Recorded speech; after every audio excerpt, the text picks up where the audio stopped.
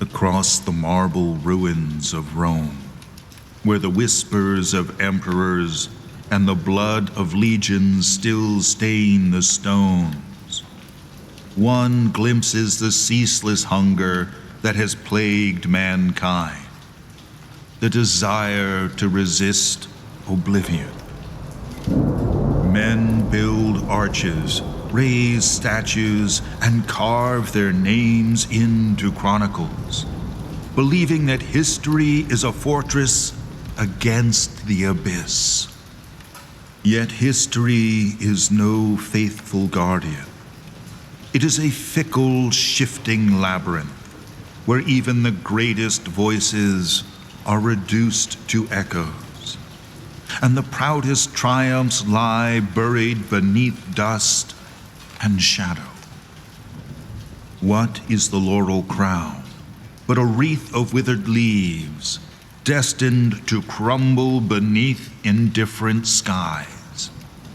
To be remembered is not to escape the void, but to linger as a fragile image in the minds of mortals, equally doomed to vanish.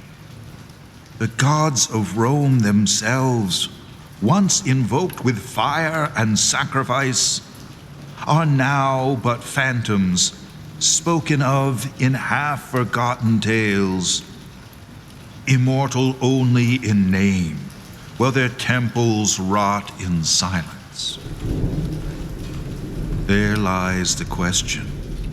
Is it greater to persist in flesh against the march of time, or to endure as a name, a story, a shadow across the centuries? This is the riddle of power, of ego, of empire, and it asks us in hushed tones what it truly means to be immortal. The Eldritch Episodes presents On the Flesh Imperishable, an original story.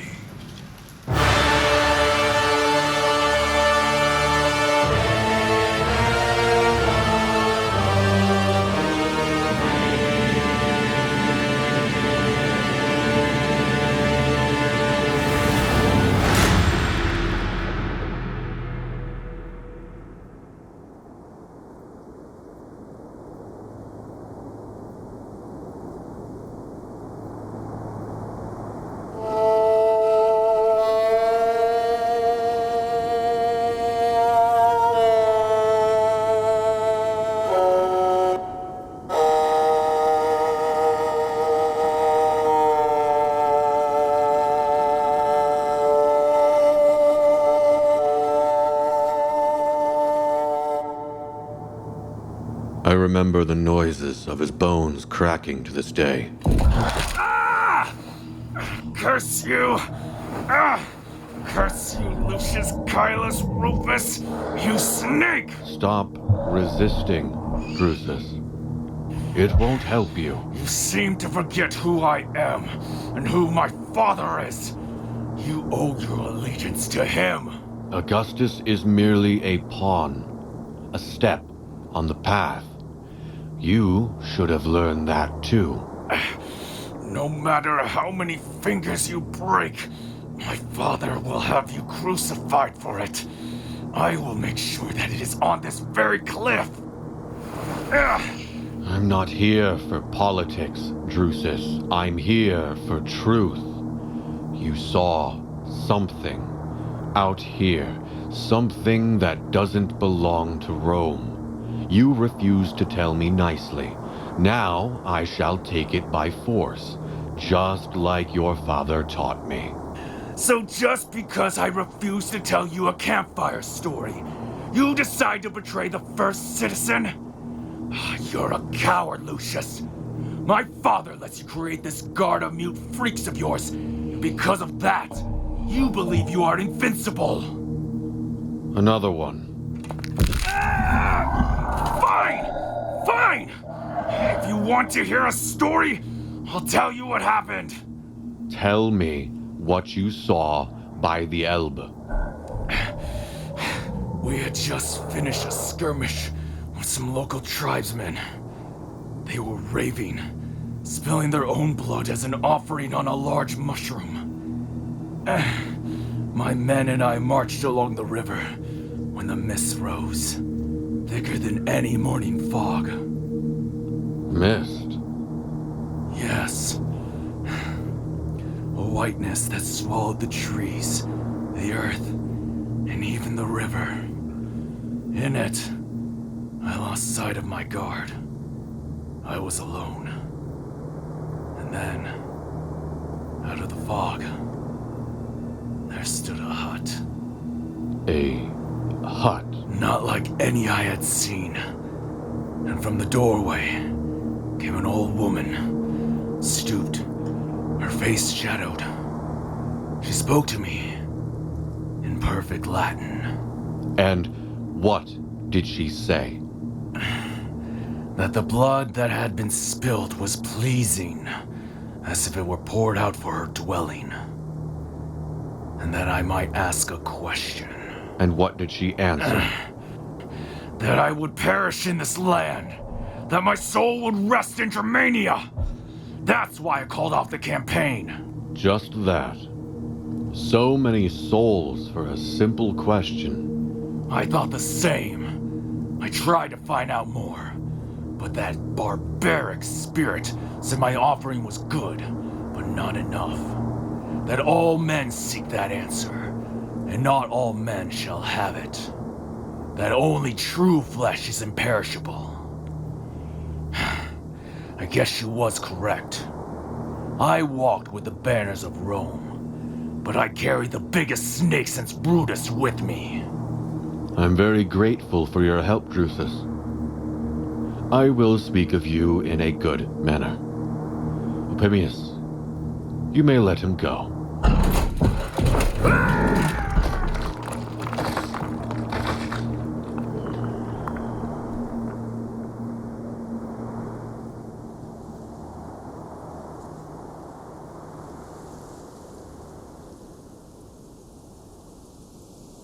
My mutes descended first, picking their way down the slick goat path, and found the body among the rocks, limbs bent. They worked fast, turning him gently, rinsing the blood with river water. A jar of oil was opened. The scent masked the odor of death. Strips of clean linen were wound tightly around him, layer by layer, until the broken shape beneath seemed almost whole again. His armor and weapons were cleaned separately, dried, and set aside for the journey, while the body was laid upon a low bier in a covered cart, shielded from view. Every movement was deliberate, not only to honor the dead, but to ensure that when eyes in Rome finally looked upon him, they would see only a noble casualty. I was not going to return a man that I had killed, but a hero of the Empire. The Emperor was warned by letter. It told a simple tale. His stepson, Nero Claudius Drusus, had suffered a fall from his horse, a broken leg, and the slow poison of infection. No more, no less. When we reached the frontier, Tiberius himself came to meet us, grim-faced and silent, to escort the cortege home. Weeks later, the mountains fell away. The air grew warmer, the wine less sour. The roads widened and straightened, flanked by milestones bearing the eagle. Every mile drew us nearer to the city that devours the world. And then, Rome.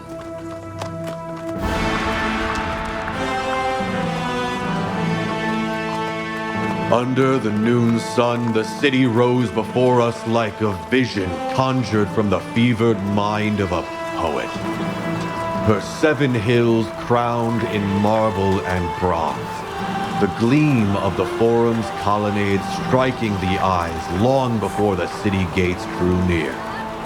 Aqueducts marched across the plains on endless ranks of arches, pouring rivers into her heart as if all the world's waters were hers by right.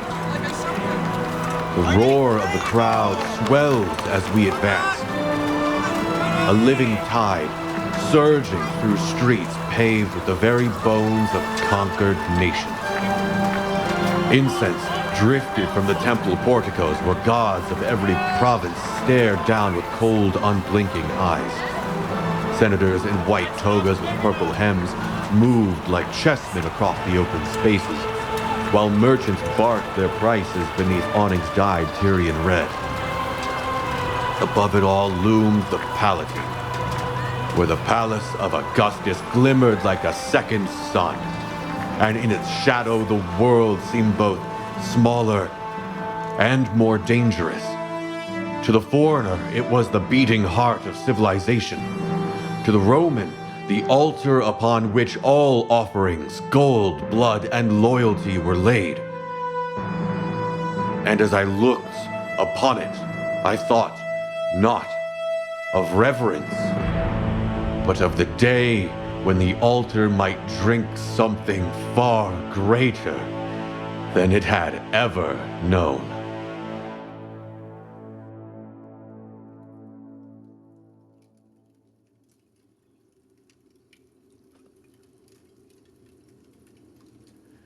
We gave Drusus the honor Rome demanded. Laurel at the bier and words carved from the living more than for the dead. His name would rest in the mausoleum, his memory in marble. It was enough to still the Senate's tongue, enough to make Augustus's grief the public's grief.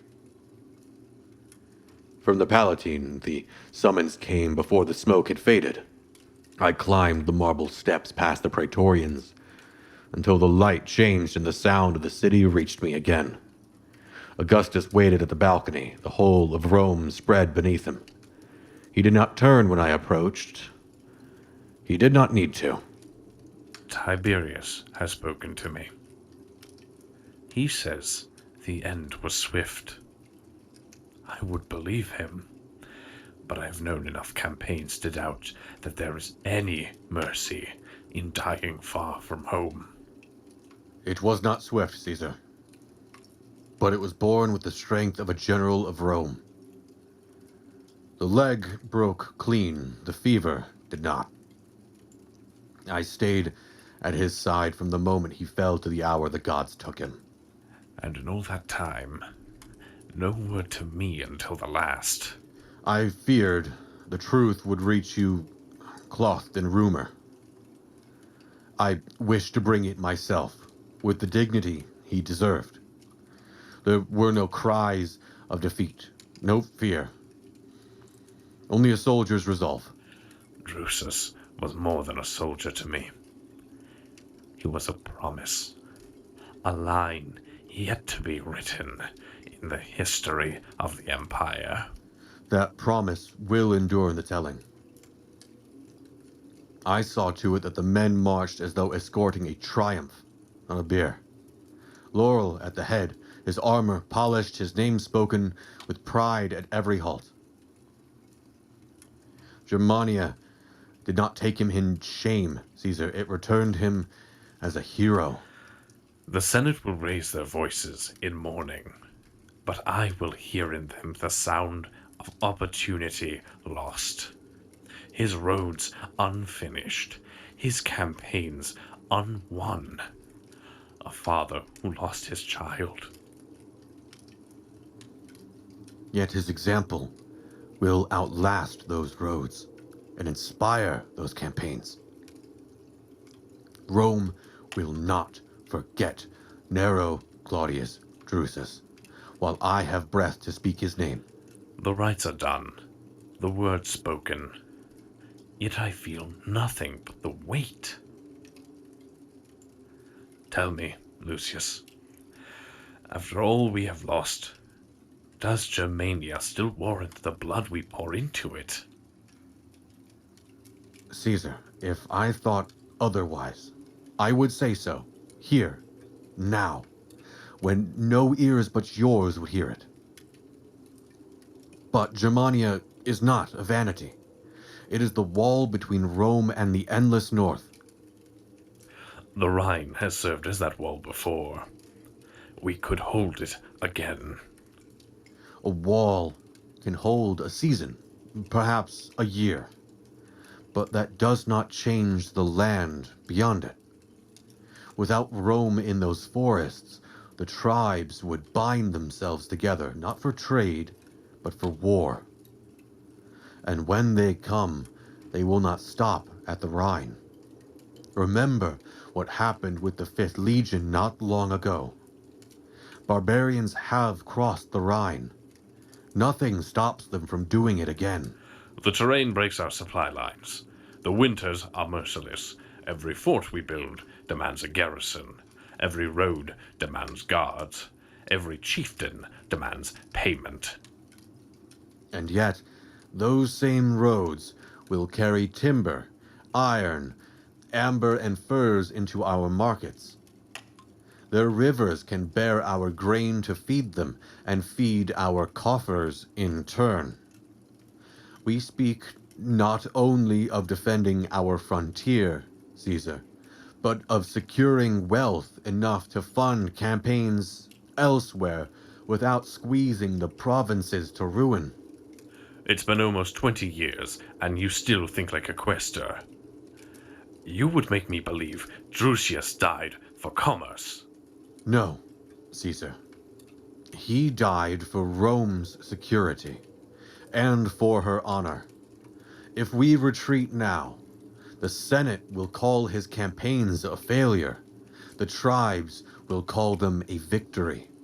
Continue, and his death becomes the first stone in the road to our triumph. Perhaps grief clouds my mind more than it clears it. You are right, Lucius. We will continue. Lucius's work will not be left unfinished. I will send Tiberius to take his place. It will be as you command, Caesar. I lied to the Emperor's face. I had done so for decades. It was second nature now. I told him what he needed to hear, not what was true. I have been at his side since the Cantabrian Wars. Since that day, the 5th cohort of the 20th vanished without trace in the mountains of the north. I was the only one who returned, and Augustus, he saw something in me. Something he could use.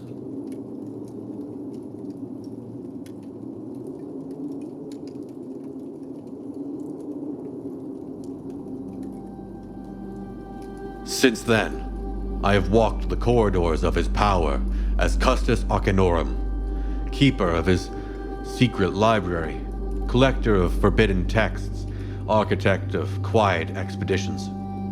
While others counted coin or commanded legions, I dealt in knowledge.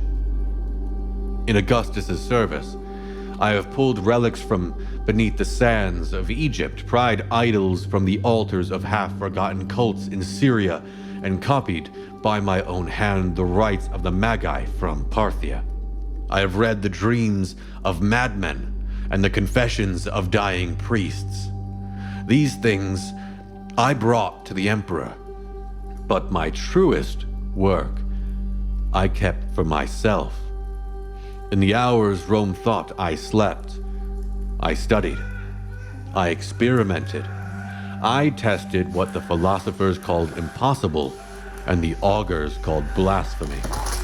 My guard, those silent men who wear the masks, are my proof, my mutes.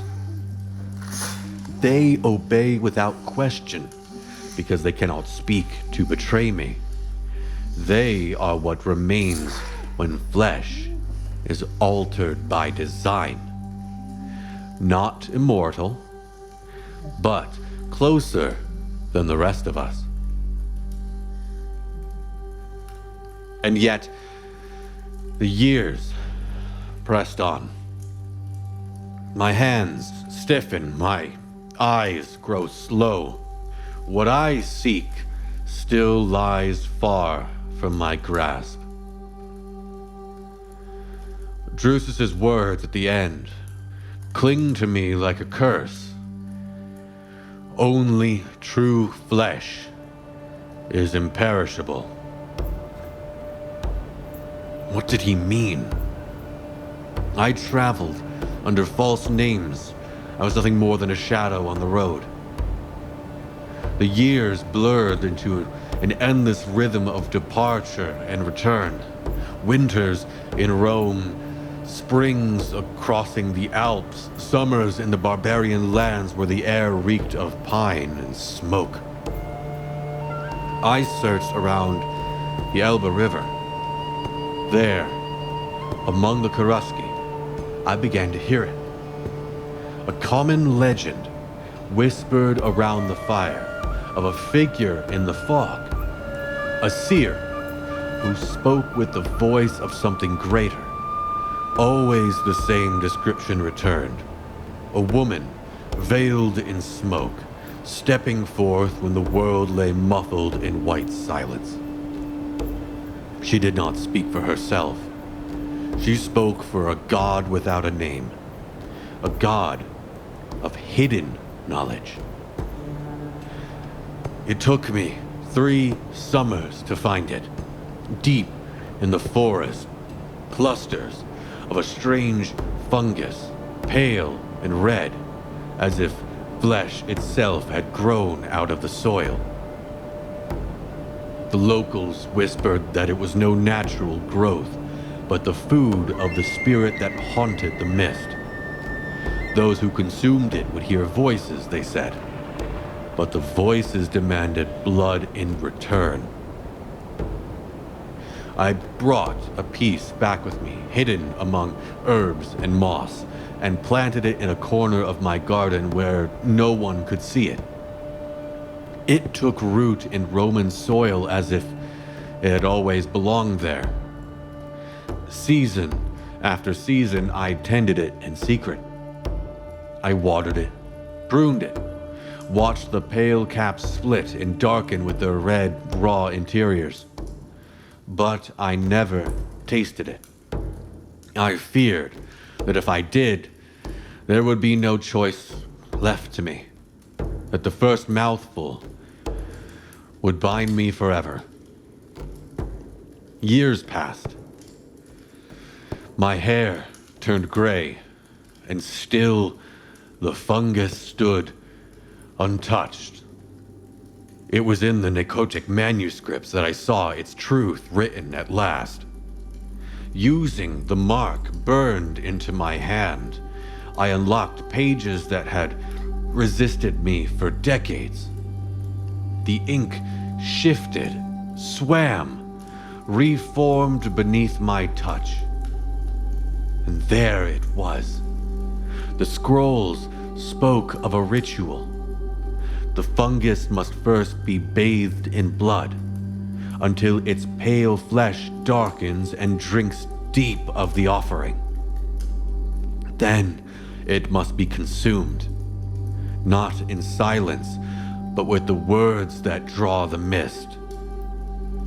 Thus prepared, the body is opened to the spirit that awaits. The blood feeds what lies beyond. The fungus becomes its gate, and in return, the eater is shown the knowledge of life eternal. And so, I began to understand what Drusus had glimpsed. My enemy was time itself, circling closer with each passing season. And in the dark of my garden, the fungus watched me as I watched it. I knew the price this entity demanded for her favor. But the Emperor would never allow such a tide of blood to be spilled for the sake of a mere librarian. If I wanted the sacrifices, I would have to make the world give them to me. And that meant a plan. One that would need years to take root, and men to play their parts without knowing they were pieces on my board.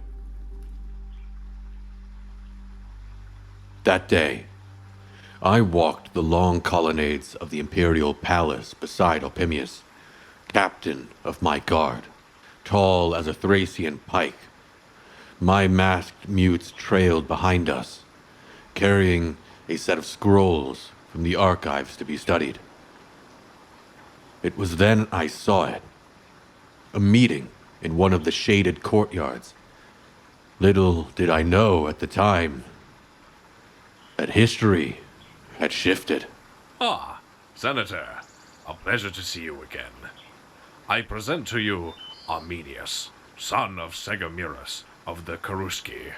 Arminius, this is Senator Publius Quintillius Varus. It is an honor to meet you, Senator. Cherusci, you are far from your homeland, young man. Yes, sir. I have had the privilege to study here, thanks to Caesar, for which I am deeply grateful.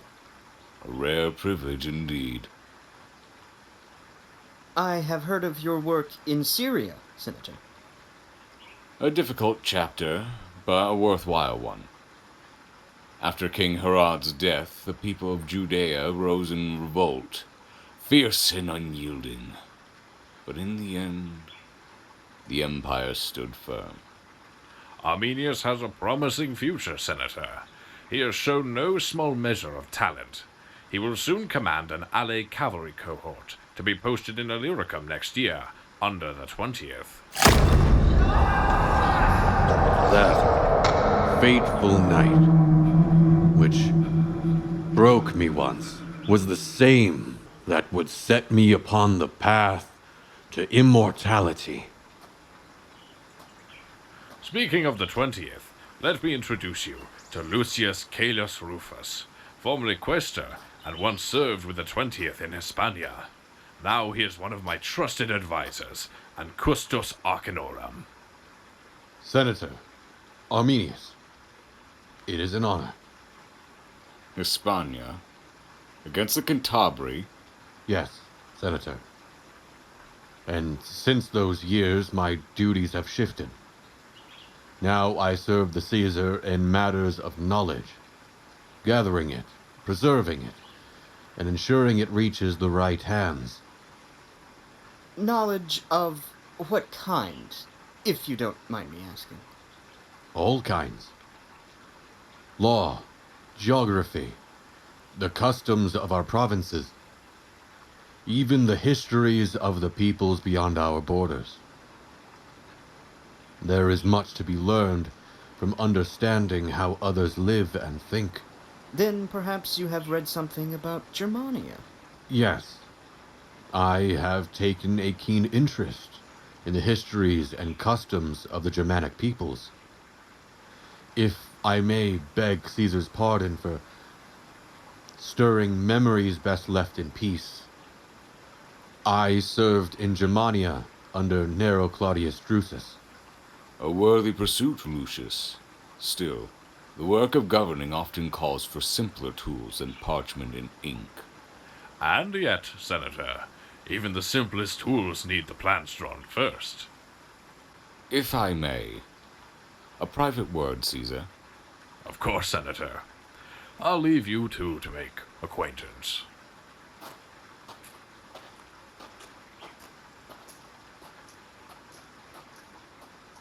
Custos Arcanorum. That is not the title of a mere librarian, is it? It is a title others have given me, not one I chose for myself. I keep the Emperor's private library in order, yes, but I also seek things for him. Books, records, accounts from the far edges of the world. Rome thrives on grain and gold, but also on knowledge, Arminius. Without it, we are blind. Knowledge I can understand.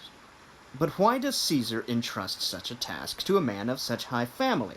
One who has marched with legions. Because some knowledge does not come from marble. It is written on bark, carved into stone, carried in the mouths of old men who will not live to see another winter. I have walked where the roads of Rome do not reach. I have heard the tongue of your people spoken by those who have never bent the knee. I find it more fulfilling than life in the Senate. I understand its importance, but we have different roles. You have been among the Cherusci? Among them and beyond them. I have sat in long houses where your people meet. I have listened to the old songs by your poets. Few Romans care to listen. Fewer still would understand. Most hear only what they wish to hear. They see Germania as a wild, empty place. They do not see the roots that bind it together. The tales, the rites, bonds of blood. You speak as if you respect it. Respect is the beginning of understanding. And understanding, if one is wise, can be the beginning of mastery. I am quite interested in the world stories, of the natural or the divine. There are stories of spirits in the woods, of gods older than the stones of Rome. Have you heard them? I have heard them. And do you believe them? Belief is for priests. I seek truth. And truth often wears the mask of a story. And if I may ask, Lucius, what have you been studying of my people lately? A diverse range of matters. Most recently, the tales of the Seer of the Mist, she who speaks with the voice of the Nameless One when blood is given. I know the stories. I heard them when I was a boy. My uncle, Inguiamras's wife, she was the keeper of such tales, a Spacona. She said she had seen the fog move where no wind stirred, and that she could hear voices in it when others heard only silence. Her words could still a hall even when men argued at the fire. A woman who knew the rites of the mist. Such voices are the living memory of a people. You've spoken with her. Many times, though I was too young then to understand. Meaning waits for those who return to seek it. If the Caesar permits, perhaps you might join me in the library one evening. We could speak of her, of what you remember, and I can show you what I have found. It would be an honor. And a pleasure, young Arminius. There is much that Rome could learn, and much I would hear from you. In the months that followed, I found myself in the company of Arminius more often than I had expected. He was still completing his Roman education, moving through the final rituals of polishing a provincial hostage into a toga-wearing Roman. All this in their ignorance they called civilization, when it was but a part of their servitude. But between those formal duties, he would come to me, to my library, to my walks in the gardens. We often spoke of his homeland. At first, in the polite, guarded way of men testing the depth of each other's waters. But as the weeks passed, the mask slipped. I told him fragments of what I knew. In return, Arminius offered me truths no scroll could hold, of winter feasts that bound a tribe together. He did not speak of hatred for Rome. No, he was far too shrewd for that, but I heard it in the spaces between his words, the way he lingered on what had been lost, the quiet bitterness when he spoke of his own people paying tribute to the legions that stood on their soil. He did confirm the existence of the pale fungus, and so something unspoken began to take root. Not yet an alliance, not then, but the shape of one. He saw in me a Roman who did not laugh at the old gods of the north, and I saw in him a mind that could listen without flinching. And that's where my plan was set in motion. By the time his final season of study had come to a close, we no longer needed the pretense of polite exchange. He knew that my search for knowledge wandered far beyond the Senate's curiosity, and I knew that his loyalty to Rome was conditional.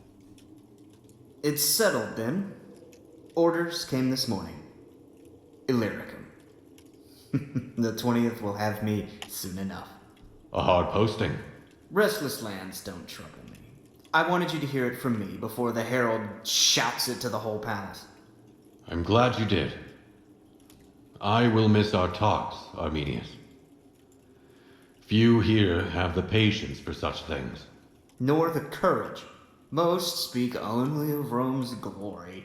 You asked what lay beyond it, and you listened, and you understood more than I expected. I respect you, Lucius. Understanding is not costly. Only ignoring the truth is. If more men thought that way, Rome might be different. When your duties allow, come back. My library will remain open to you.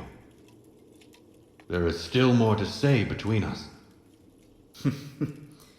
If Caesar permits it, I will. I think our talks have only just begun. Indeed. Safe travels, Arminius. The roads beyond the city are not forgiving. And the men beyond them, even less. And so, he was gone, to the grind of a soldier's life, but not gone from my thoughts, for I knew the road would bring him back to me. Or, even better, I would ensure that he would go to the place I needed him.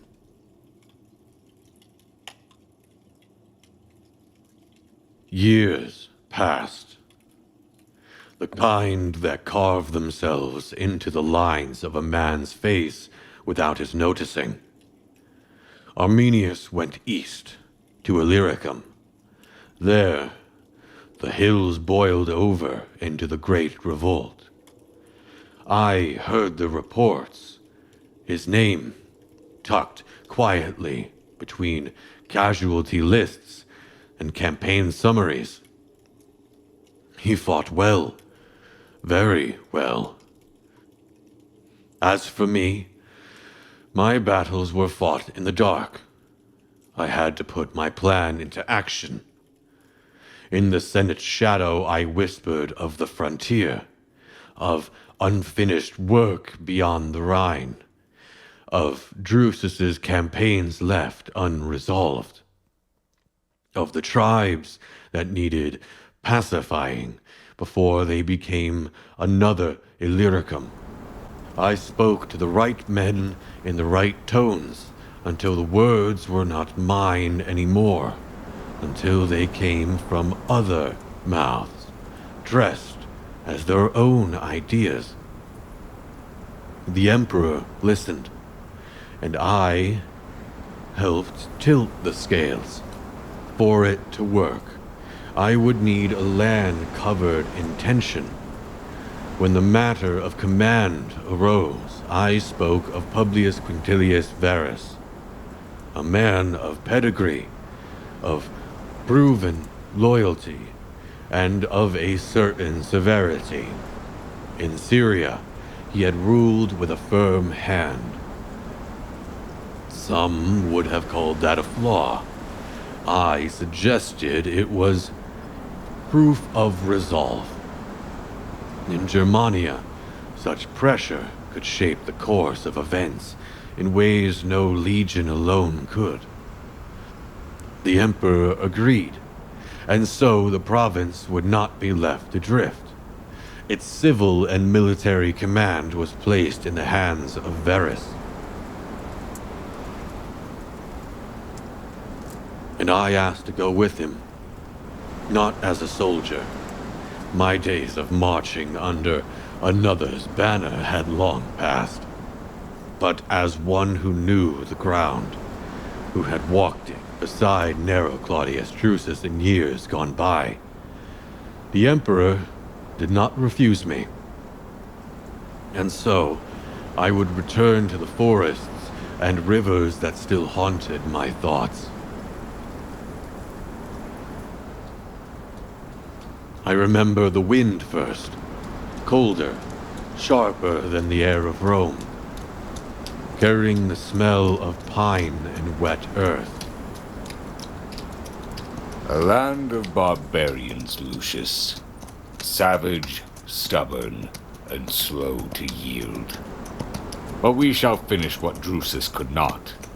Rome will tame this wilderness. If it can be tamed, Senator, you are the man to do it. I have done it before. Syria was no less turbulent, and yet the eagle flies there still. The tribes here will learn, as all do, that Rome's reach is not withdrawn. And if they will not learn? Then they will be made to. Through the law where we can, through steel where we must. Then I will serve in whatever way the province requires. I spoke as any loyal Roman would, and he heard only loyalty. That was enough. Germania was not a province, in truth, only a name Rome gave to a stretch of wild country beyond the Rhine. The legions had pushed deep under Drusus and Tiberius, built forts and roads, but never truly held the land. What passed for Roman rule here was a patchwork of treaties with chieftains, men who smiled in the governor's tent, took our coin, and swore loyalty in Latin, then went home to speak their oaths again in their own tongue with meanings we could not hear. Some tribes, like the Ubi and Batavi, bent easily, drawn to the markets and the promise of Roman favor. Others played a longer game. Arminius was the proof of that. And between them all ran old feuds, blood debts, and shifting alliances that no census could track. Varus came here believing he would govern as in Syria, but in Germania, Roman law was the thing most foreign of all. However, the most important conversation happened briefly between me and Varus about a month after our arrival.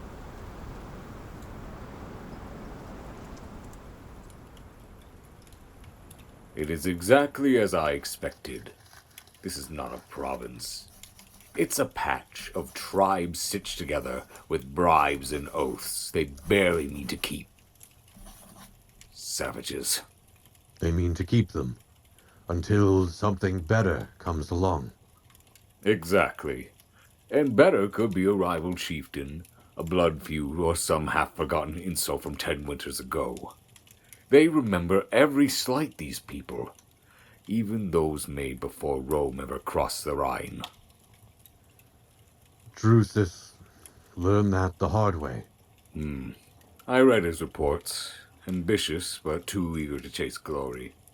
He built his roads, planted his standards.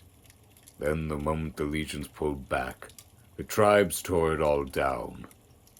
The Germans see our forts as stones in their field, our law as a net meant to catch them. They call it lawlessness. I call it pride in ignorance. Rome offers them order, protection, markets. They give us stubbornness and suspicion in return. They have never been conquered in the way Rome understands it. You do not break a people like this with swords alone. Then what? You suggest I treat them as equals? They will take that for weakness, and an absurd. These barbarians will never reach our feet. Not equals. But you might borrow their loyalties from each other. That's hardly new, Lucius. No. But it requires the right tools. Men who can walk in both worlds. And you have someone in mind? Arminius, son of Segamerus. Cherusci prince. Roman trained, served in the cavalry, knows our ways, speaks our tongue as well as his own. We met him on the same day Caesar presented us to each other. Yes, the young German. All those years ago. I do remember him. You've heard the Latin name. The Germans hear Airman. To them, he is still their man, just wearing our armor. His presence at your side would silence much of the grumbling before it ever reached the wrong ears. And you believe he's loyal to Rome? Without question. I saw it myself during the War of the Batos. The man rode through chaos as if born to it. Held his cohort together when others faltered. He's more than a soldier, Varus. He's what Rome can make of a barbarian when we shape him with care. Showing that to the Germans might be what tames them. To show what a German can be with the order that Rome brings. You make him sound like one of your own creations. I've watched him since his last years of study in Rome. I've seen him speak our law as if it were carved in his own tongue. He knows our discipline, our strategy, and he carries it without losing the respect of his people. Bring him here. Let the Cherusci see him beside you, wearing our colors, speaking with your voice. It will tell them more than 100 decrees ever could. Very well. Send for him. You'll find him a most valuable ally.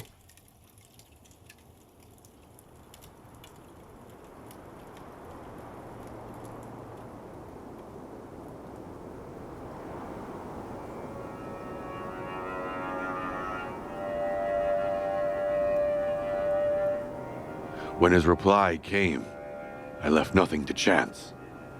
I rode out from Vetera with a hand-picked escort of my guard, meeting him 2 days' march from the fortress. We spoke little on the way back. There was no need. The road itself told the story. Villages stripped bare, watchtowers bristling on the hills, the blackened remains of homes that had defied the tax collectors. And then The gates of Castra Ventera. We halted there, not for the guard's inspection, but for the sight that greeted us. A row of wooden crosses, 12 in all, each bearing the broken shape of a man. The wind tugged at what was left of them. Hair, cloth, flesh. The ravens had done their work. Arminius looked at them, and I looked at him. Why here, Lucius? After all we spoke of in Rome, after what I told you, did you think this would remind me of my place? That staring at their bodies would bend my knee a little lower? You think I brought you here to break you? I think you enjoy seeing how far you can push a man before he shows his teeth. No, Arminius. I brought you here because this is what happens when decisions are made without men like you in the room. This is the Senate's justice, the governor's example. You believe I can change that? I believe people will sing tales of you in the future. And this is your opportunity to define if they will sing about Arminius or Airman. We rode through the gates, past the stench and the crows of the legionaries, until the timber palisades gave way to ordered rows of tents. At the heart of the camp waited Varus.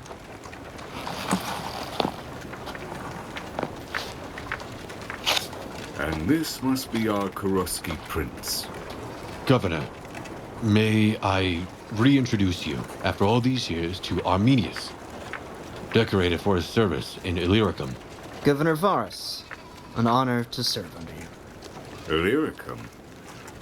You've seen more than your share of hard campaigning for a man your age. War teaches quickly, sir.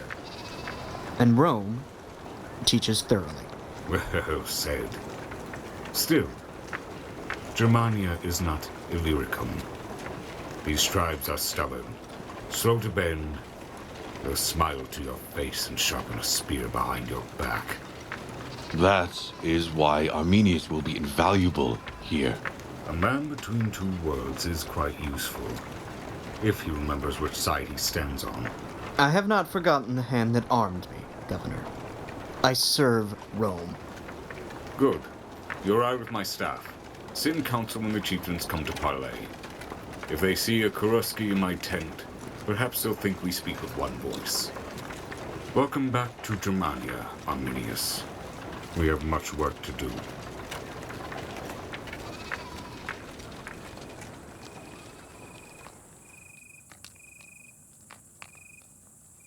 Germania is not Rome. Here, there are no clean forums, no statues to the Senate. Yet Varus governs as though he presides in the heart of the empire, with scrolls and seal at hand, dispensing Roman law as if it were a gift to the tribes. The chieftains come because they must, not because they trust him.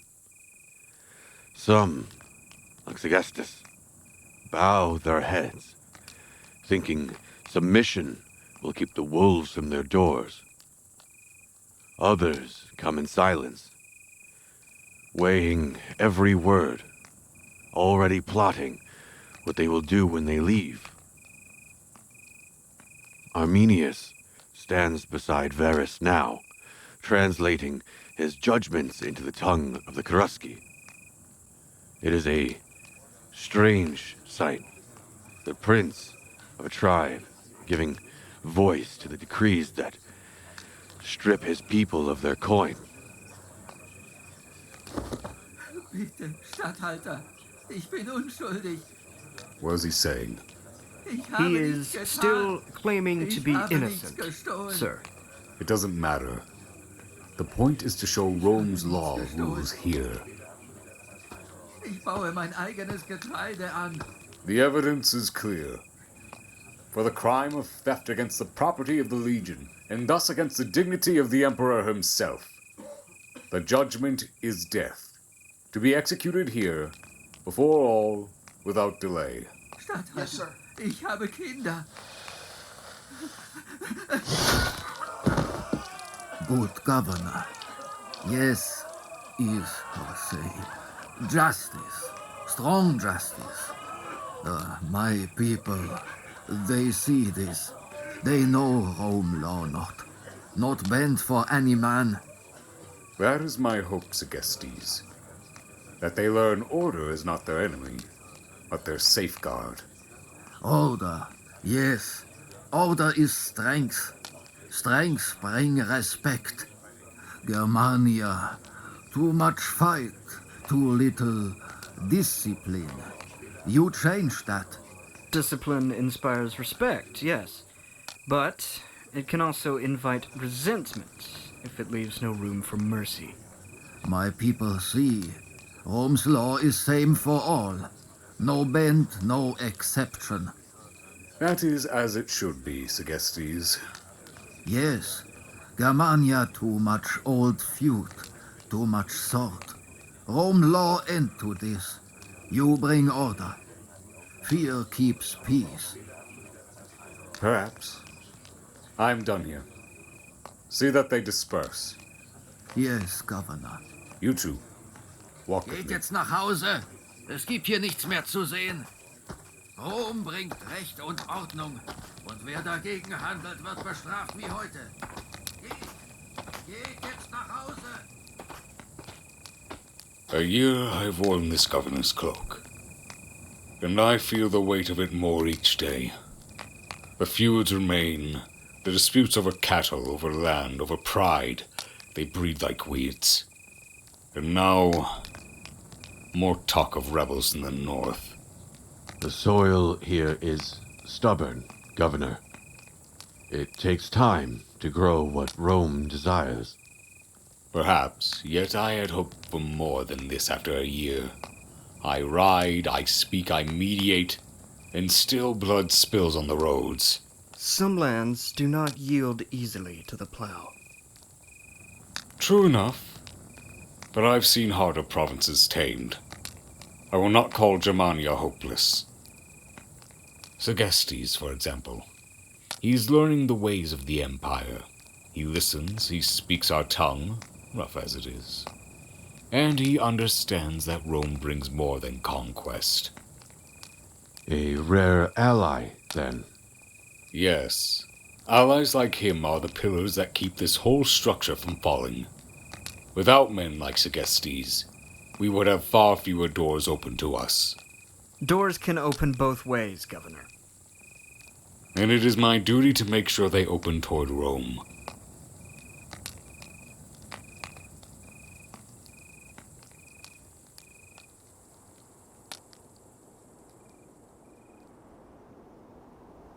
By then, I no longer wondered.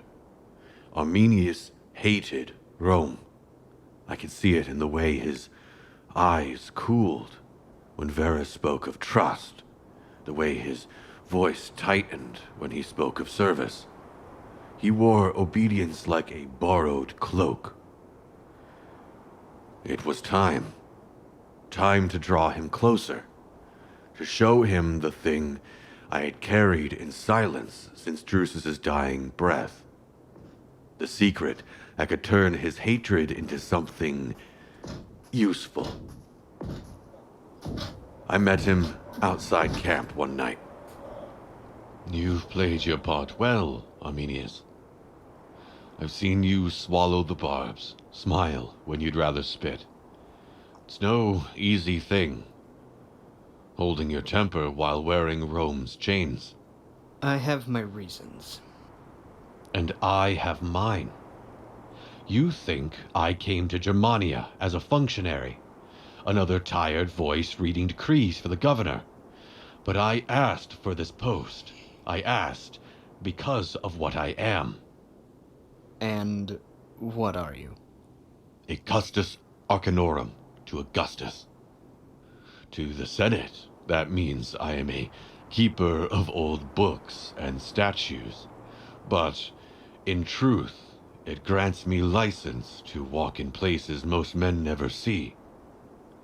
The archives beneath the Capitoline Hill, the vaults where the oldest treaties are kept, rooms where priests argue over forgotten gods, and the augurs fear the names they read. After years of study, I found her. Not her face, not even her true name, but fragments, scattered across centuries of conquest.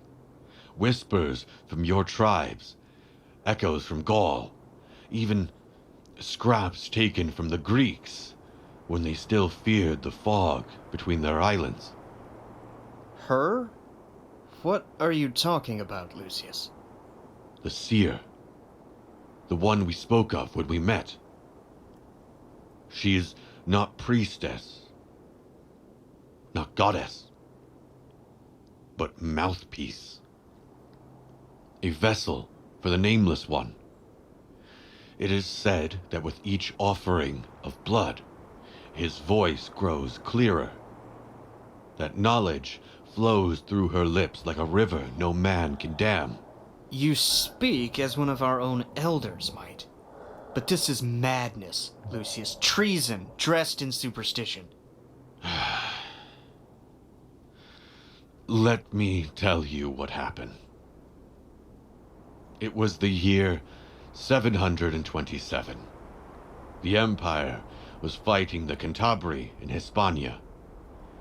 I was a mere questor.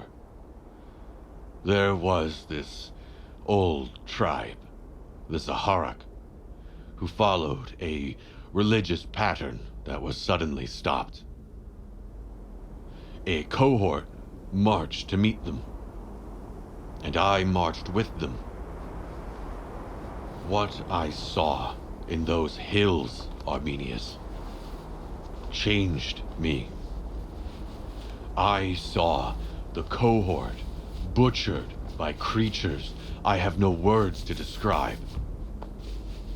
I almost joined them, but I was able to escape. If I hadn't carved this symbol into my own skin, I wouldn't be here. Hold my hand, Arminius, and be born airman of the Cherusci. What are you talking about? What is this? This, Arminius, is what truly matters. Let the whispers in your mind. This is...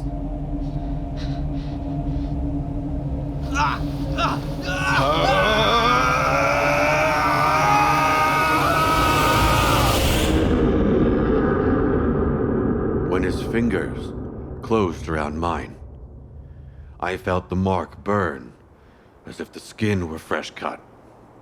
I do not know what he saw, only that his eyes rolled white, and the breath caught in his chest before we both screamed. What was that? Only a fraction. A shadow of the power I seek. It felt endless. It is enough to unmake Rome itself, to grind it into dust, to rebuild it, and to burn it down again and again, for as long as you desire. And why tell me this? Because I cannot do it alone. The seer demands a great price. A harvest of souls. Enough to shake the earth. Germania We'll give them to her. But it must be you who sets the trap.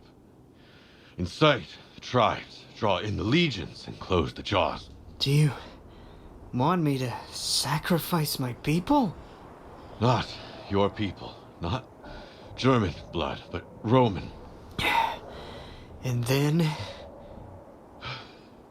Then, Airman of the Cherusci. The seer's gift will be ours.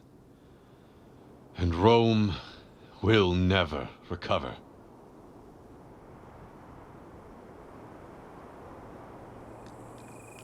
The months that followed were an exercise in shadows. Arminius and I met in places where no Roman sentries walked. We spoke in whispers, though no one was there to hear us. At first, the meetings were cautious, as if we were testing the strength of a rope over a chasm. But the rope held. By day, he was the perfect auxiliary commander, riding at Varus's side, speaking Latin in the clipped tones the governor favored. At night, he shed the mask, and the words between us turned to the old gods, to the seer, to the place we would make ready for her. It was Arminius who brought me the measure of the land, which valleys funneled the fog deepest into the forest, which rivers could rise overnight and swallow an army's baggage train, which chieftains were bound by grudges older than Caesar. With his knowledge, we chose the ground, a stretch of soil rich and dark, ringed by trees that trapped the mist. There, I set to work. By torchlight and secrecy, I planted fragments of the fungus I had carried for years. The earth took to it eagerly. Roots spread unseen for miles. Pale and red veins threaded through the soil until the whole region pulsed with a hidden network. Varus, oblivious, praised Arminius and sent him often to carry messages of alliance. These missions gave him a reason to ride far and gather the chieftains. He pledged them to a common cause, and beneath their feet, the fungus thickened. And still, he and I kept our own counsel. Sometimes our meetings were no more than a nod and a single sentence as he rode past with his men. Other times they lasted until the fire burned low. Varus believed the province calmer under his steady hand, the alliances firm. He praised Arminius as the architect of peace. I knew better. So did Arminius. Together we had chosen the place, prepared the ground. Peace had already become tinder. All it needed now was the spark.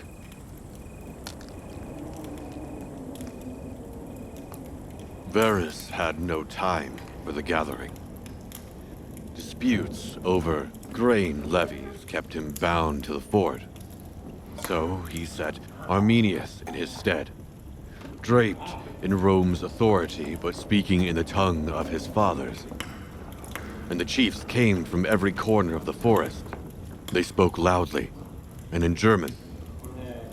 But I'll try to translate what they said. We have bent our necks long enough. We have given Rome our sons to fight in their wars, our grain to feed their legions, our daughters to bear their blood. They tell us we are allies, but an ally who must bow before every order, pay every tribute, and suffer every insult is no ally. They build their roads through our forests, not for trade, but for conquest. They raise their forts on our rivers, not to guard us, but to watch us. Every Roman camp in Germania is a chain on our people. Every banner they plant is a stone laid upon our chest. And if we wait, those stones will become a tomb. The Cherusci, the Cati, the Bructeri, the Marsi. We are many rivers, but apart we are shallow. Together, we are the flood that drowns an empire. I have worn their armor, learned their tongue, sat at their tables. I know how they think, how they march, how they bleed. They believe we are divided. They believe we are afraid. But here, now, in this hall, we have the chance to show them the truth. We will strike where they do not expect. We will turn their own road against them, draw them into the Teutoburg, and there we will cut the head from the serpent. No more tribute, no more chains, no more Rome in Germania. Your words are fire, Hermann. But fire burns not only the enemy. The Romans bring more than chains. They have made the rivers safe for trade and the markets full. Our people no longer starve through the winter as they once did. To turn against them is to turn against the peace we have won. Peace? You call it peace? When a man must bow before a foreign magistrate to settle a quarrel with his own kin?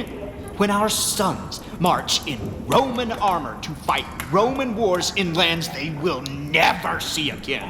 Yeah, I see the Roman peasants backs back to carry their burdens, and the fields emptied to feed their garrisons. If this is peace, Segestes, I'd rather the war.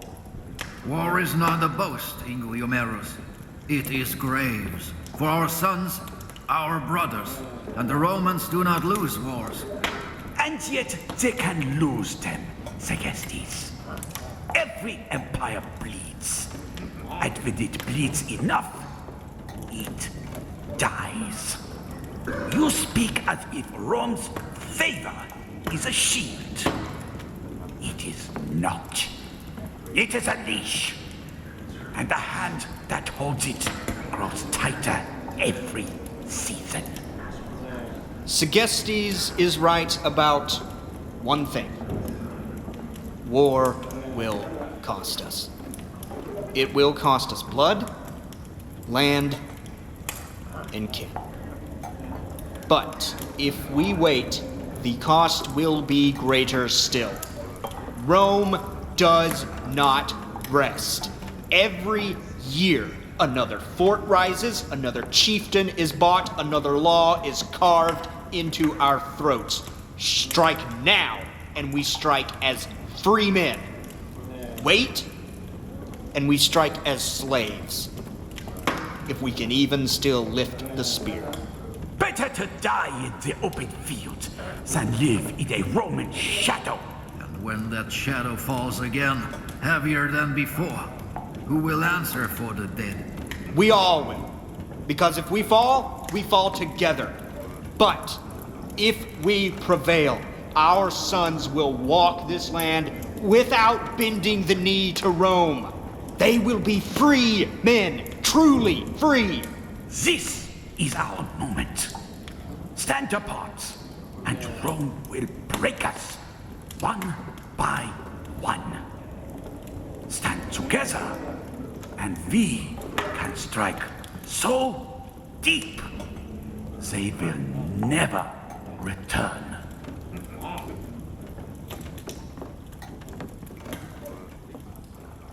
The plan worked. We rode back to Varus's camp under the banner of duty, cloaking our true purpose in the language of loyalty. Before his maps and officers we spoke of whispers in the forests, of war bands stirring in the marshes. We told him the tribes were restless, rising in rebellion, His jaw tightened, his eyes sharpened, and the weight of his anger fell not on us, but on those he believed were plotting against Rome. So much work in this cursed province. And still they rise. Still they whisper in their long houses and plot in their forests. We build roads, markets, granaries, and they repay us with treachery. Some of them are slow to change, Governor. Old wounds heal poorly. No. This will end. I will march with 3 legions and burn the rebellion out before the snows come. Every chieftain who breaks with Rome will kneel, or choke in the ashes of his hall. They will see Roman discipline, Roman steel, and remember their place. If we move swiftly, perhaps the news will not even reach the further villages before we arrive. Exactly. Speed is our greatest weapon, but speed is a problem. The road northeast is long and heavy with baggage. If the aim is speed, there is another way. One I know well. Go on. The Teutoburg Pass. It's not the main road, but it cuts through the bogs and forests in a more direct line. I've taken it many times. A trader's path. Narrow, but certain. If we go before the rains, the ground will hold. Teutoburg. I've heard it's difficult for formation. It is, if you expect to fight there. But if your aim is to reach the rebels quickly, before they call more spears, it saves days. The main road is safer, yes, but slower. And every day we delay, the embers spread. You think like a Roman, Arminius. Direct, decisive. I wish all your countrymen shared your sense. It would be the swiftest route, Governor. Then we'll take it. At dawn, the legions march for Teutoburg. Let the rebels see how quickly the eagle can strike.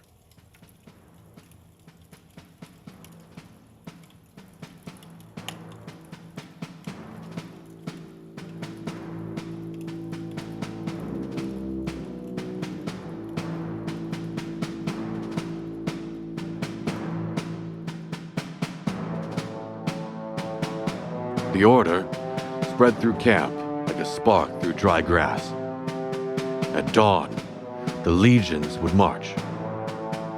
The rain-wet earth churned under 1,000 boots as soldiers broke down tents, stacked their shields, and tightened the leather straps of their packs. The smell of oil, sweat, and iron hung heavy over the ground. I walked among them, listening to the clink of lorica plates, curses of men untangling rain-swollen ropes, the creak of carts being loaded with grain, javelins all around me. When the trumpets finally called, the sound rolled over the camp like a breath of a giant. Columns formed, cavalry moved to the flanks. The baggage train groaned into motion. Varus rode the head, his posture proud, the damp wind pulling at his cloak. We crossed low valleys, wreathed in fog, the forests pressing close on either side. Sometimes the trees seemed to lean in as if listening. Sometimes the birds fell silent for no reason. Governor Varus! Governor Varus! Governor Varus, stop! We must speak, now! Segestes, what is the meaning of this? You barge into my column alone, shouting for my ear? It is danger. You ride into a trap. A trap. By whom? By him, Hermann. He makes secret alliance. Many tribes. They wait in forest. You go there. You will not come back. That is a lie! I hear you speak with them. I see. Governor, This man has fought me in every council. He envies the trust Rome places in me. He has nothing but malice for my work. Segestes, you would accuse your own blood. My loyalty is to Rome, no blood. Arminius leads you into death. And yet, I ride at your side. Liar! Then you insult not only me, but the governor's judgment. Enough! This is madness. Segestes, you insult the best German in my service. You think I will believe your half-broken Latin over the man who has brought me treaties, men, and peace? Varus, please. I speak truth. The only truth I see is that you aim to poison my mind against Arminius on the very eve of a campaign. Seize him. Varus, Keep him under guard until we return. all of you! Liar! Arminius lies! Liar! Get rid of me! Pay him no mind, Arminius. I wish all Germans served Rome as you do. I am at your side, Governor. Good. But Segestes being here concerns me. Take Lucius with you. Use his guard to scout the area. His warband must be near. I will not have surprises on my flank. It will be done.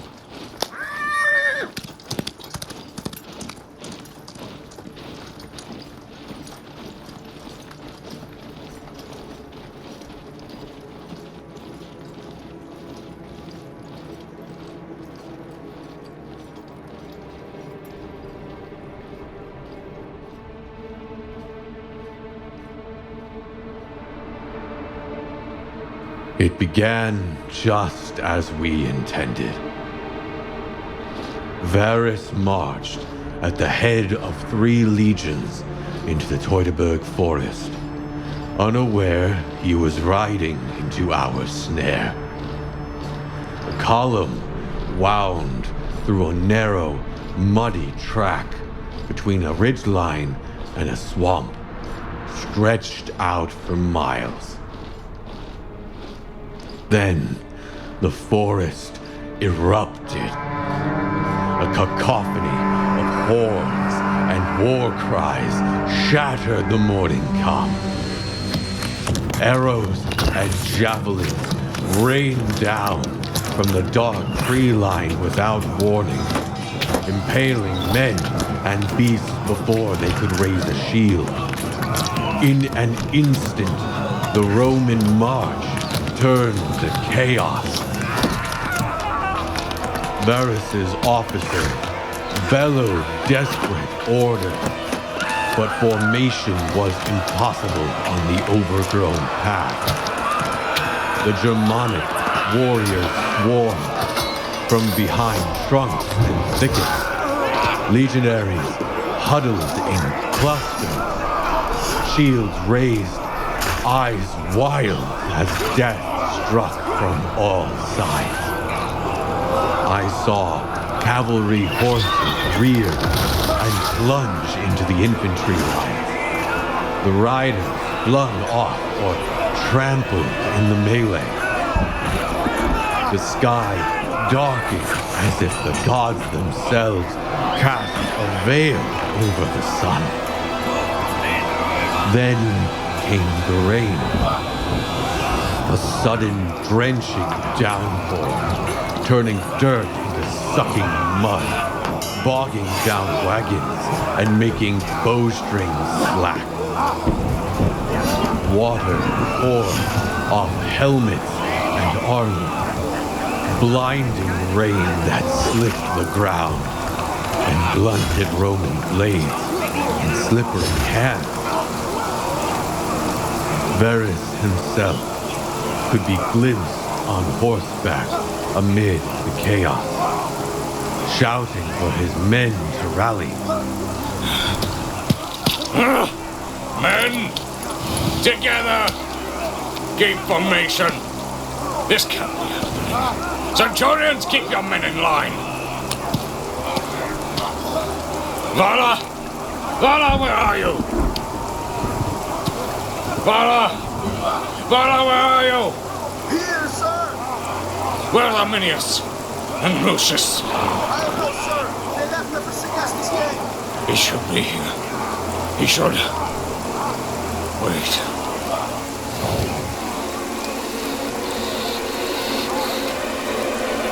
Traitor! I watched from the tree line, cloaked in shadow, as Roman discipline crumbled.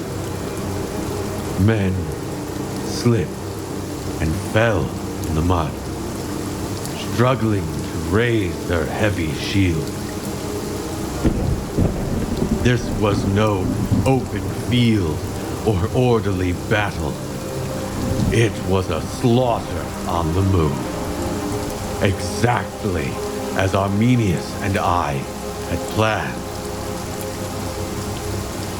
The legions unprepared for an enemy everywhere and nowhere fell by dozens, then hundreds. For 2 days and nights, the rain and fury did not relent. The cries of the wounded echoed through dripping trees at dusk, and by dawn, fresh terrors awaited the exhausted survivors. I could feel the forest growing hungrier. We had seeded this land with more than Roman arrogance. Beneath their feet lay the seer's marks, the fungus I had buried in secret, awaiting just such a harvest. Every Roman's death was an offering. Every spill of blood, soaking the earth, fed the seer we served. And she was listening.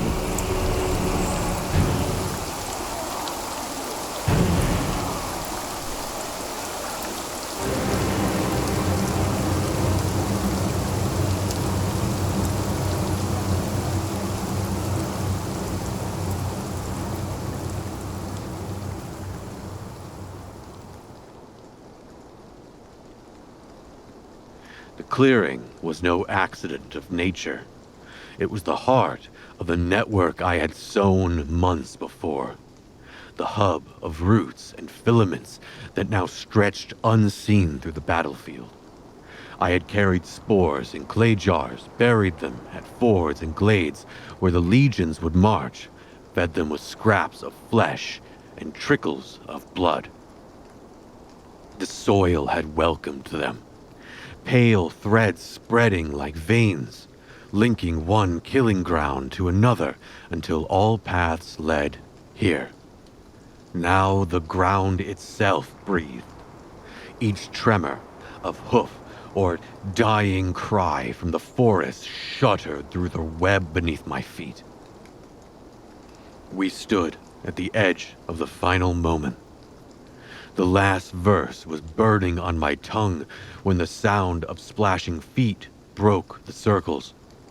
Inguiomeris burst into the clearing, rain slick and streaked with blood. Arminius! Ungrateful dog! Rome took you in when you were nothing! We gave you a home, an education, the tongue of Cicero, the armor of our legions! We made you a man, a civilized man! And this is how you repay it! Civilized? You mean shackled? You mean taught to bow and smile while you strip my people bare? We gave you the world! You could have been Rome's bridge to your tribes. And instead you chose betrayal. You gave me chains plated in gold and called them honor. You think I should be grateful for learning your ways when every word, every lesson was a blade turned against my own blood? Enough. The seer cares little for your quarrel. She cares for the offering. And you, serpent, whisperer, how long have you plotted this? Since the day my feet touched this soil. Since I saw the bones Rome left to bleach under foreign suns. This is not personal, Varus. You think you've killed Rome? You've only woken its wrath! Rome is not a god, Governor. It bleeds. It dies. And today we have proven that. It does not matter what happens to me here. Not now.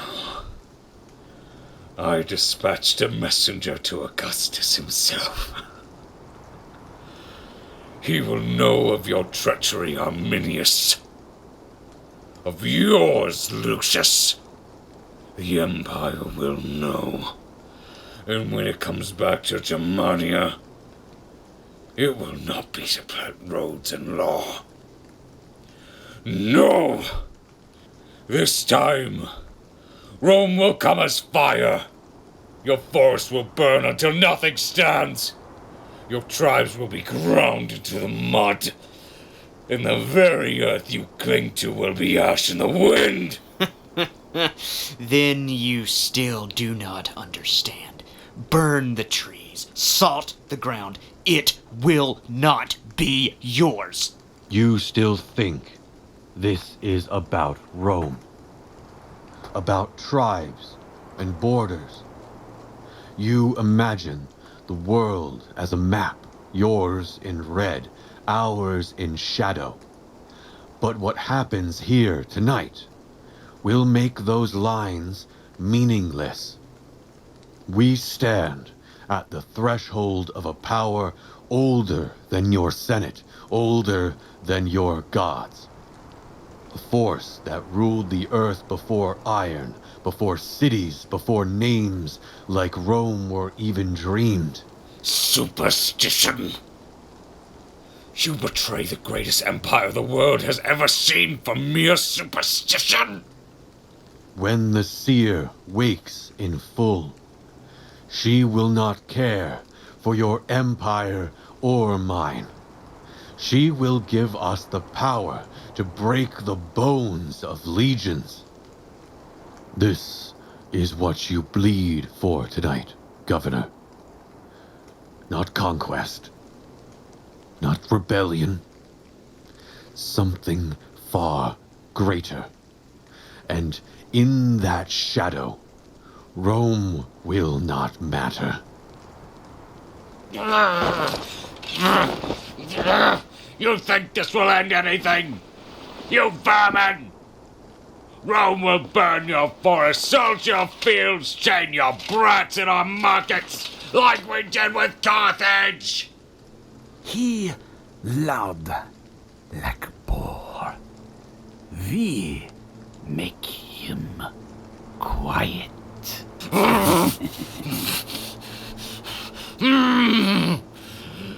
Arminius, you treacherous cur! I fed you at my table! I called you friend! Do it.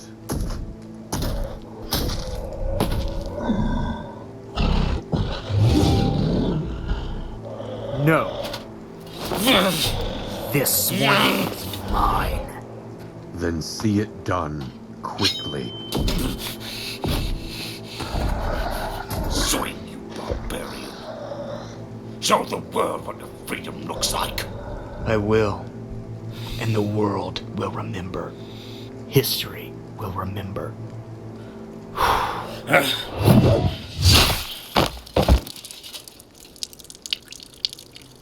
This is the last lesson Rome will give my people. It's a gift I give you, airman of the Cherusci. Now, let us finish this. You and I will share the sacred mushroom, while I speak the final prayer. Opimius shall join us, safeguard for what awaits on the other side. Then, true power will be ours. Now, let's conclude.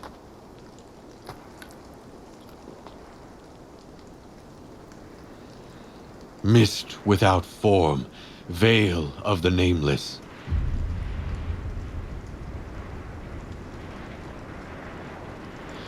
breath of the earth, marrow of the dark.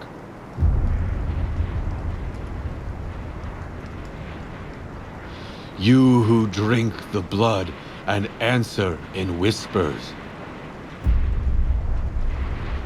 Rise now between the trees. Rise now upon this clearing. Take what we give, feast upon the Red River. In return, unveil what lies hidden, speak what no man may know. Come forth, seer of the fog, voice of the imperishable flesh.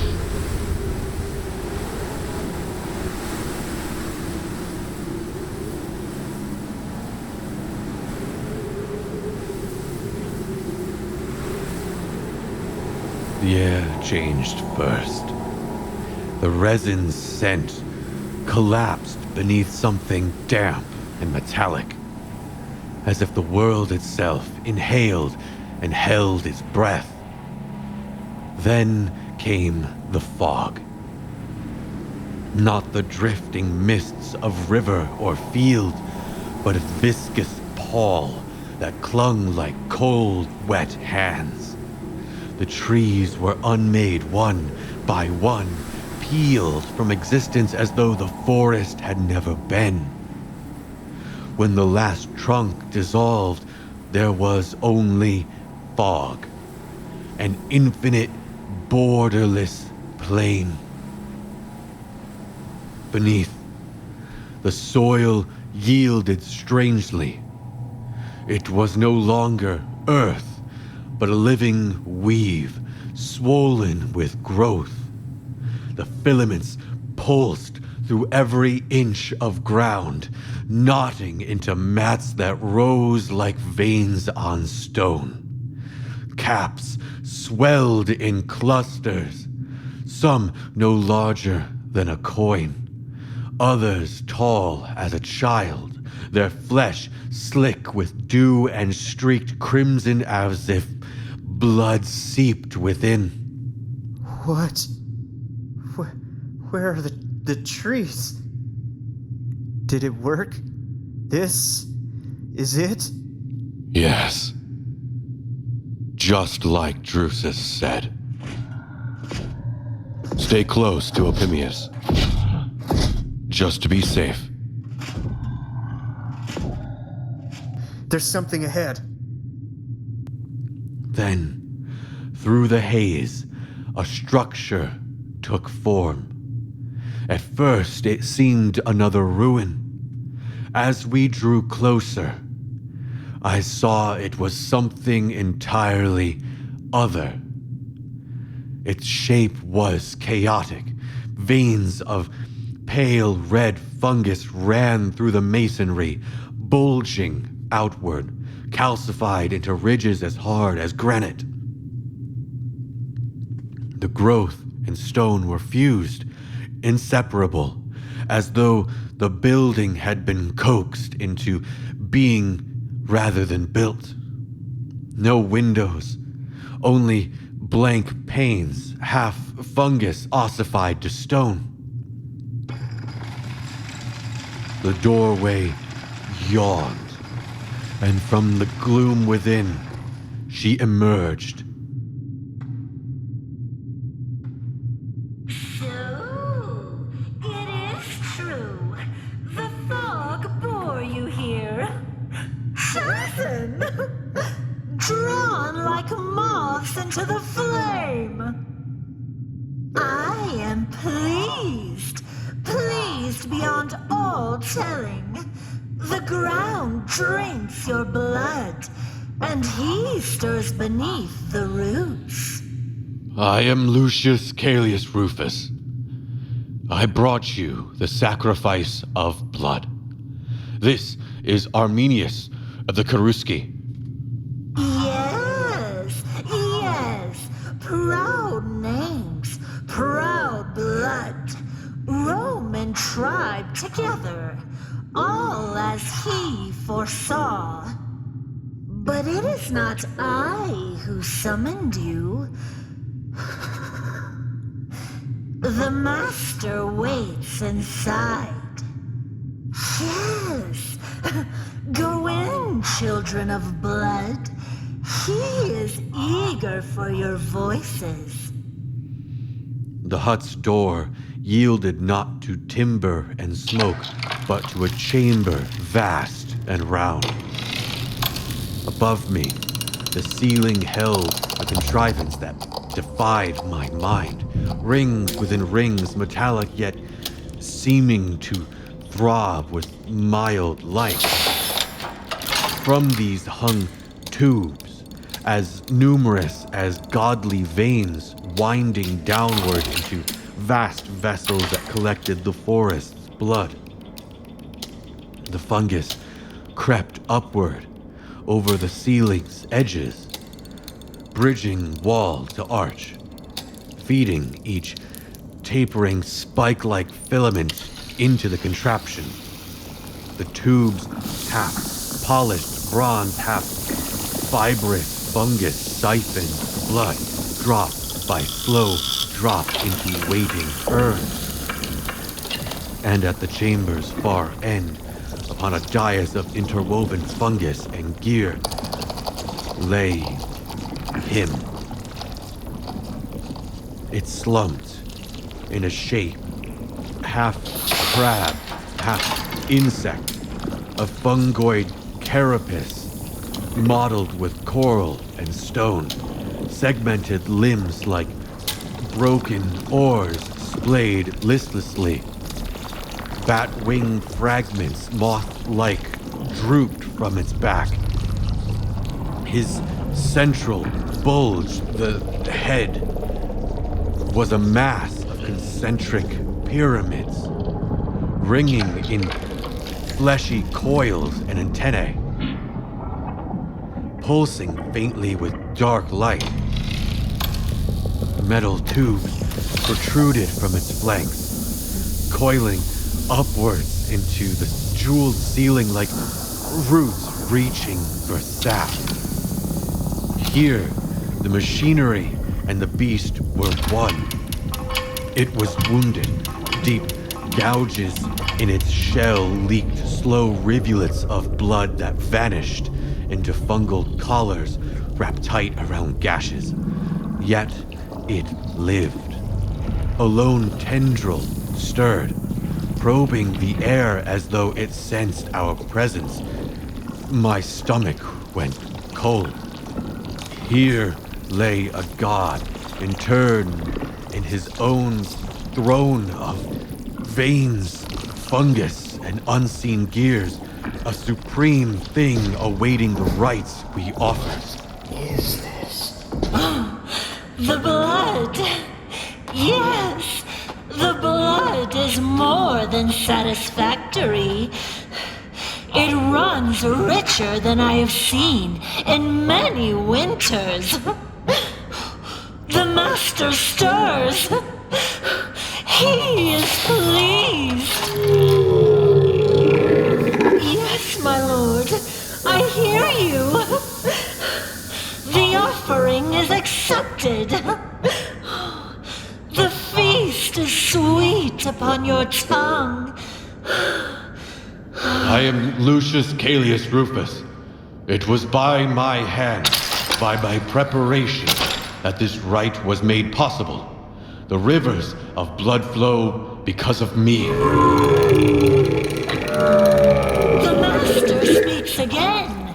Listen well, Romans, for his words are older than your stone walls, older than your empire's breadth.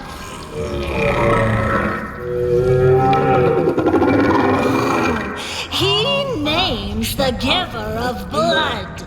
He exalts the warrior who fell in the clash of iron, who yielded his flesh to the fog, whose death nourishes the endless river. Yes, Rome has given much blood. Legions, phalanxes, soldiers by the thousands. Their deaths I have consecrated, their veins poured out in his name. Rome bleeds and the master drinks. Not Rome, not legions. One warrior, one giver. His name coils in the fog. His gift outweighs empires. The master too once strode as a warrior. He battled the spawn of the sleeper. He strove against the great race when they sought to chain thought and time itself. He was riven and cast down. Yet in his ruin, he shed blood, as you have.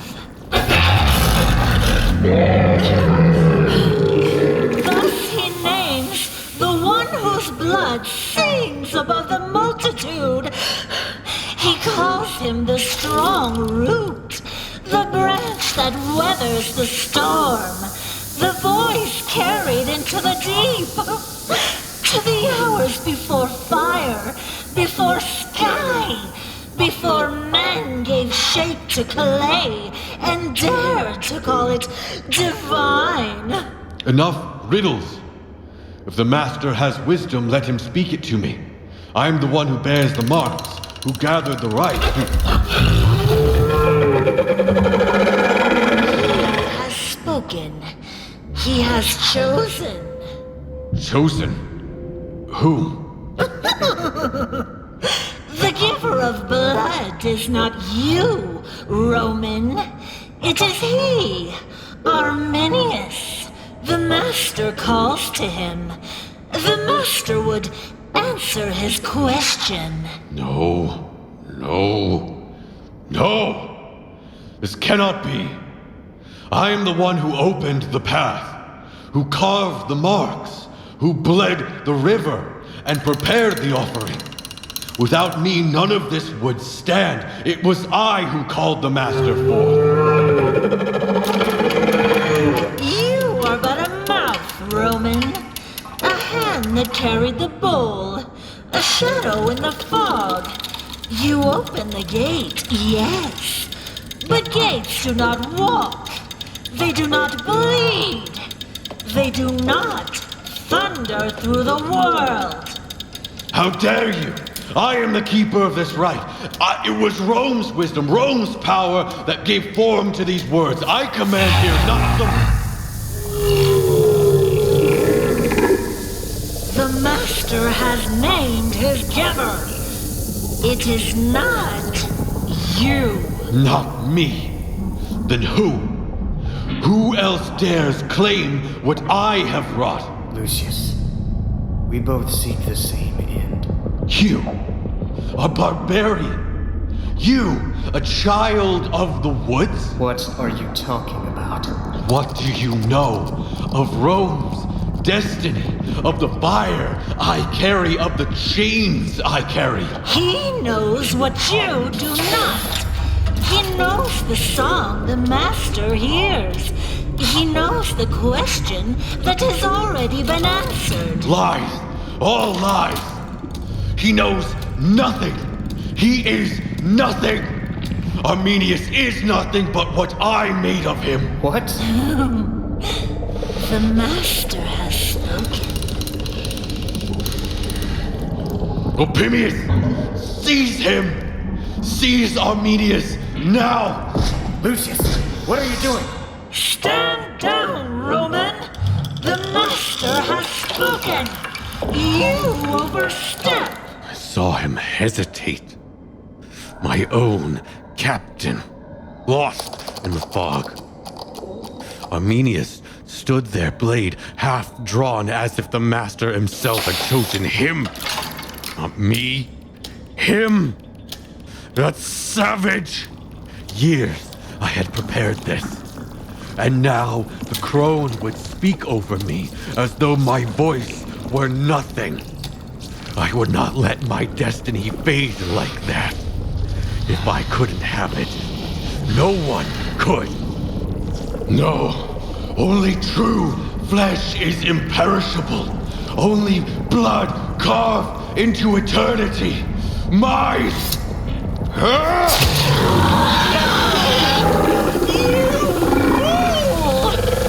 tear the root! You unmake the path! What have you done? Back to the mist! Back to the veil! Return! Return!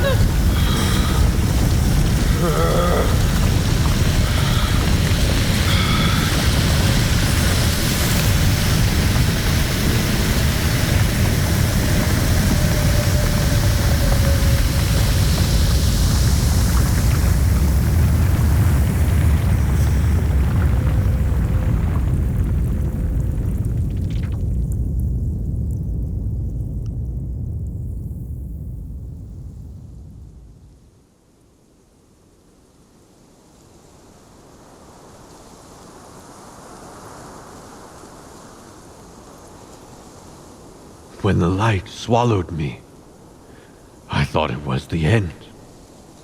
A clean end. But there was no Elysium. No Styx, no judgment. Only the taste of cold water and the stink of rotting moss clogging my breath. I opened my eyes to gray skies. The crone was gone. The creature gone. Arminius gone. My guard of mutes stood in a perfect ring around me. Statues of flesh, their eyes glassy, their lips unmoving. And in my hand, wrapped in waxed cloth, was a fragment torn from the master's husk. Not stone, not bone, not any substance men can name. A piece of it, part fungus, part flesh, part chitin. It shifted when I touched it, quivered as if it remembered pain. The weeks that followed were fire and thunder. Arminius became the Empire's nightmare, his wars roaring through the forests, his name cursed in every Roman camp. He was hailed as a liberator by the tribes, damned as a traitor by the legions. Germania shook itself awake in blood. And me, my name was spat into the dirt, whispered into flames. Rome called me oath breaker, traitor. I walked. Gods, I walked until the soles of my sandals rotted away, until my feet split and bled into the mud. And always, always my mutes followed. Shadows that breathe, eyes that never blink. When hunger came, I told them to hunt. They obeyed. They always obeyed. They brought me stag, boar, and once something that wore the shape of a man. I did not ask which. I ate. I lived. No, not lived. Persisted. Where to go? Where to go? Syria? Too far. Alexandria? Far. Italia? Spania? The Senate's knives would find me there. They cut me into ribbons and salt the wounds. But there is another place. Yes, another place. A place the veterans whisper of when the wine runs low and the fire dies. An island where Caesar himself bled and failed. They call it Britannia. Do you hear it? The word tastes like iron and honey. If Germania has stripped me to the bone, then Britannia will clothe me in new flesh. I will drink its secrets. I will take its myths in my hands and wring the truth from their throats. And when I return, Rome will see me in every shadow. Rome will feel my breath on its neck. Rome will tremble. And always with me, the fragment I carved from the master's husk. It shifts when I touch it. It pulses when I dream. Through it, I will prove the witch's words. Only true flesh is imperishable, and I hold it now in my hand. Only true flesh.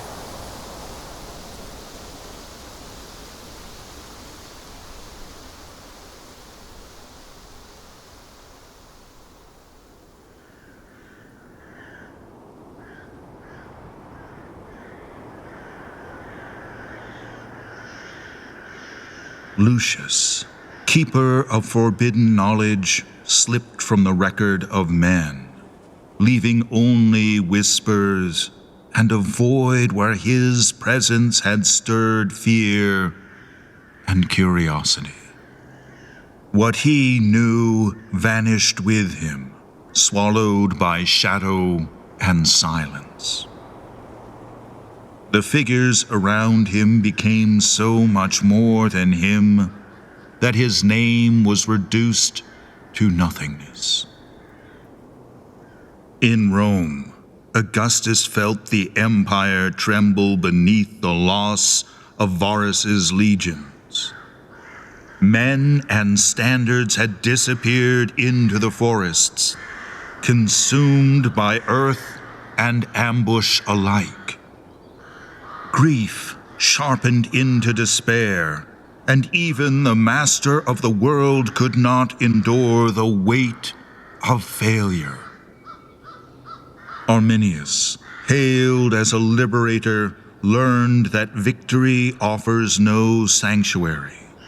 Just as he had turned on Varus, luring Rome's legions into shadow and slaughter, so too did treachery rise against him. After years of brutal wars, he fell at last, not to Roman eagles, but to the hands of his own kin, whose envy and fear of his power ran deepest. The forests of Germania endured, indifferent and eternal. Roman armies crossed the Rhine, recovered standards from bogs, and carved forts into the land. Yet the earth swallowed all permanence. Battles raged, victories were fleeting, and losses endured until the Rhine once more marked the limit of Rome's power. And still, the forest remembers, patient and unyielding, a dark witness to the ambition and follies of men. For they forgot the old truth. No matter how loudly they seek to have their names sung forever, only the true flesh is imperishable.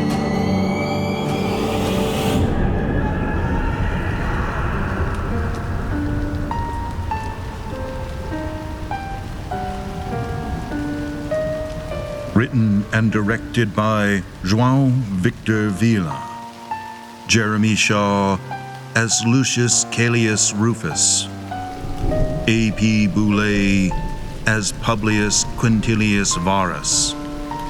Chris Head as Arminius of the Cherusci, Jonathan Osterline as Emperor Augustus Caesar, Liv Ravenshaw as the Seer, David Bryson as Inguiomerus of the Cherusci, Gregor Schweitzer as Sergestes of the Cherusci, Douglas Grosser as Nero Claudius Drusus, Jeff Devine as the narrator, historical consultant Dr. Aaron Irvin, original music by João Victor Vila, with additional music by Michael Andreas Meyer, illustration by Hal, additional voices by Gregor Schweitzer. This has been On the Flesh Imperishable, brought to you by the Eldritch Episodes and Green Ronin Publishing. These are not just stories. They are warnings.